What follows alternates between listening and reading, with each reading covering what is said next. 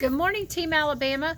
We are ready for the last chapter of The Lottery Rose, chapter 14. Please find it on your Chromebooks on page 176. During the days following the tragedy down at the lake, the big white house and the garden appeared to be running over with strangers. Georgie overheard old Eddie talking to Sister Mary Angela about his many trips to and from the airport. They're coming from all over, especially from New York and thereabouts. They got 1,000 questions to put at me. But I can't talk about the little feller, sister. I just say to them, Mrs. sent me to pick you up, but I can't go over the story with you. In spite of the many people coming by jet or in their own cars, there was a guarded stillness over in the garden and around the house. The same stillness had settled over the school, too. Outdoor games had been abolished for the 3 days preceding the rites for Robin. Small groups of boys stood on the playground and looked soberly across the street, talking in low voices. Sister Dolores and Sister Monica went over to Mrs. Harper's kitchen, offering their help to grieving Rosita in her task of feeding the sudden crowd of guests. Georgie walked around the school grounds, lost to everything about him except his sorrow. Timothy tried to comfort him, but Georgie shook his head silently at his friend's efforts and sat on the curb by the hour, staring across at the garden. On the second day of stillness, Sister Mary Angela called the choir boys to a meeting with her in the organ loft. You remember a few months ago that we learned some of the music from Hansel and Gretel?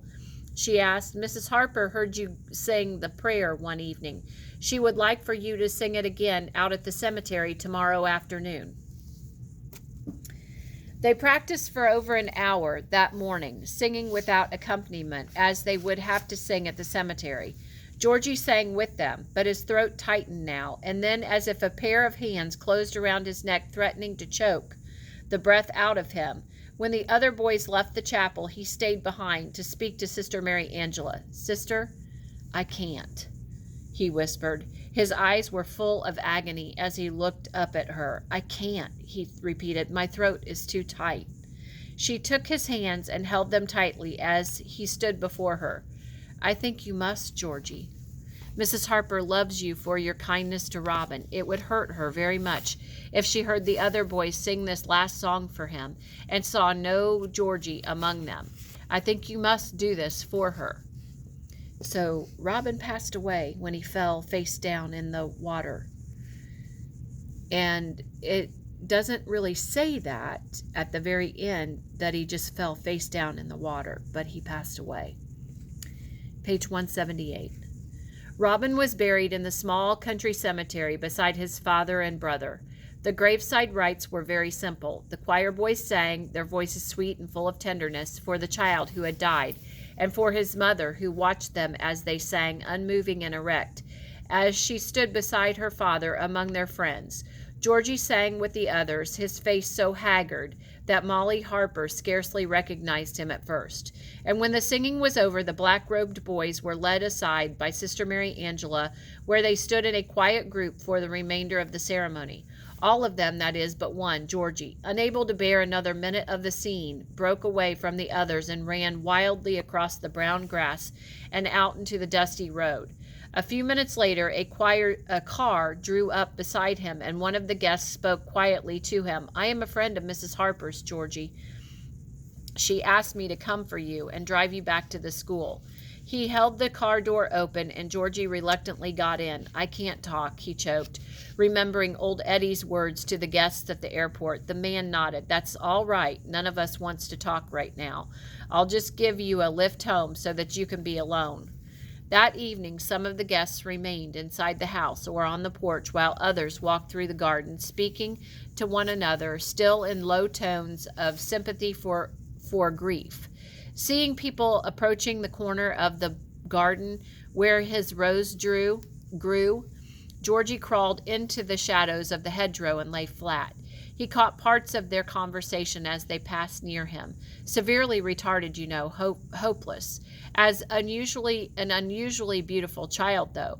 Shirley can't stay here after this. Back to New York. Hugh thinks it's best for her. Will take courage to go back. She can do it. Molly's strong. Didn't look very strong this afternoon, poor girl. The singing, those clear, sweet voices, boy who ran away, Carl overtook him. Molly loves him, amazing that she can, after her own two. Gradually, they drifted away, some of them going into the house for the night and others taking their cars and driving to motels outside the nearest town. When they had all walked away, Georgie stretched himself beside his rose bush, grasping the base of it with both his arms. I have to ask you to do it, he whispered. I don't want to. It hurts me so bad just to think of it.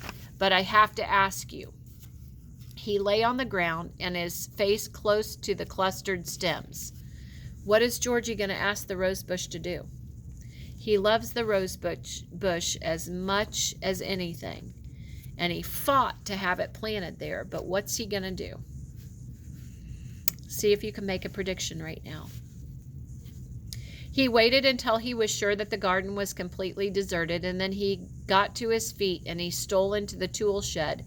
And in the darkness he groped along the wall from one object to another, among them a long board of soft wood in which dozens of nails had been driven loosely by an unsure hand. Robin's birdhouse, Georgie remembered. A sound broke from his throat, and he stood in the darkness for a long time, holding the board in his hands, and then he searched for the spade that he had come to find, and placing it in old Eddie's smallest wheelbarrow, he crept back to the rose bush. The task before him was awkward, for the bush had grown heavier, nourished as it had been by old Eddie's careful feeding, but the sandy soil around it crumbled easily into Georgie's spade, and when the deeply bedded roots came slowly to the surface, they reminded Georgie of long fingers that clung in dismay to the bed they had known for so many months. His own fingers shook as he laid the bush in the barrow with the spade beside it, and then he set out on a 3-mile journey to the cemetery. The late moon was high in the sky by the time he reached the iron gates at the entrance. They swung back easily at his first attempt to open them, but Georgie stood panting beside them, dreading to take the next few steps of his journey. He was drenched with sweat and tired to the bone. I wish that she would come looking for me. I wish she would come here and be with me, he thought, but he didn't expect that anyone knew that he and the bush were gone, or that anyone would ever guess where they were. Slowly he drew off his wet shirt and threw it on the ground. It didn't matter as he walked on towards Robin's grave, that his back was bare and that the old welts and scars showed up plainly in the moonlight. He had just started to dig a hole for the rosebush at the foot of Robin's grave when he heard the sound of a car approaching. A little later, the car stopped at the gates and someone stood for a minute, looking through the night to a spot where Georgie stood waiting. Finally, he heard her voice. Don't be afraid, Georgie. It's me, Mrs. Harper. He put the spade aside and sat beside his rosebush as Molly Harper made her way through the dusty grass and finally stood before him. He looked up at her, his eyes dim with exhaustion. How did you know where to find me? He asked. Sister called to tell me that you were missing. And then when we found that the rosebush was gone too, I hadn't any doubt. I knew that you'd brought it to Robin. She stood looking over at Robin's grave and at the shallow hole that Georgie had made at the foot, at the rosebush lying in the barrow, and finally down at Georgie's white face. Are you sure, Georgie? She asked. Are you very sure? This is a long way from the garden where you wanted it planted so much. I have to do it, he answered. We can't leave him out here by himself. He's too little. She took a long breath that cried softly in her throat. Georgie, you love your bush, and you'll miss it terribly, and little Robin can't. I'm older now, he interrupted. I can bear it. But we can buy another rose bush for Robin. You and I can go tomorrow and buy a beautiful rose for him. We can bring it out here and plant it properly in the daylight. He had dropped his head wearily for a minute, but now he raised it and looked at her, and he wondered why she couldn't understand. Don't you know that it wouldn't be the same? He asked. This is the only rosebush that Robin would love. It's the only one that's right for him. He has to have this one. She was a long time in replying, and at last she said, You'll let me help you plant it, won't you, Georgie? Yes, I wish you would help me. I guess I'm tired. You must be. I don't know how you managed to come so far with such a heavy load. She picked up the spade and stood looking at the hole Georgie had started, and then she thrust the spade down firmly and lifted a load of soil, depositing it to one side. He watched her as she dug the bed for his rosebush and watched the sweat pour from her forehead and mingle with the tears on her cheeks. A question in his mind kept clamoring to be asked. Clamoring might be a good vocab word that you could ask or put down. The need to ask it made his eyes wide as he stared up at her. Page 183. Finally, she rested against the handle of the spade for a minute, looking down at him and breathing heavily from her effort. "Is there something that you want to say to me, Georgie?" He tried to speak but choked over his words, and his eyes were full of pleading, but he shook his head, and after a second and then a third attempt to speak, she knelt before him. "Tell me, Georgie, what is it that you want to say to me?" When he spoke at last, his words were barely audible. "Did you born me a long time ago and I forgot?" he asked. She looked at him for so long without speaking that he was sure he'd said something wrong, but when she placed a hand on either side of his face, he was reassured. Looking at her drawn face, he longed to comfort her. Sometimes I make up stories like the ones that Robin's grandfather read to me at first, and I begin to think they're true. It's no matter if I'm not yours, he said. "You are, though, Georgie. I didn't born you, but you're mine. No matter where I go or what I do, you're mine. Please, please understand that." He glanced towards Robin's grave and at the rosebush waiting to be planted. "Yes," he said soberly, "and if I am yours, that's one good thing that's left." He got to his feet abruptly and took up the spade that she had laid aside. "I'm rested now. I'll do the last part of the digging." She watched him silently as he worked, and they went over to his side, helping him to lift the last spadefuls of soil. And when the bed was deep enough, they lowered the roots of the rosebush into it and pressed them firmly into their new place.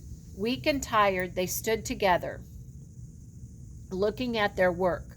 "Old Eddie will come out tomorrow and give the bush whatever it needs," she said. She drew a hand over her wet forehead. It's a lovely gift for Robin, Georgie." "Yes, it's the best gift in the world." He had said that to Mrs. Hymes the day that he won the rosebush. It was still true tonight when he was giving it away. Molly closed her eyes briefly at his words, and then she said, "We must go now. We must hurry back to Grandfather and Sister Mary Angela. They'll be worried until they know that we are safe." Inside the car, she turned the ignition key, but allowed the engine to run for a while without making another move. They both looked back to the place where the rosebush stood straight and tall in the moonlight, looking lonely and tired but brave. Neither of them spoke for a minute, and then Mrs. Harper looked down at him. "Are you ready, Georgie? Shall we go?" He nodded silently, and as the car moved away, he raised his hand and made one brief wave toward his friend, and then he drew a deep breath and turned to watch the road in front of them. The end. If you haven't finished up your 50 facts and your 10 questions and your 10 vocab, please go ahead and do that now. Have a great rest of your day, Team Alabama.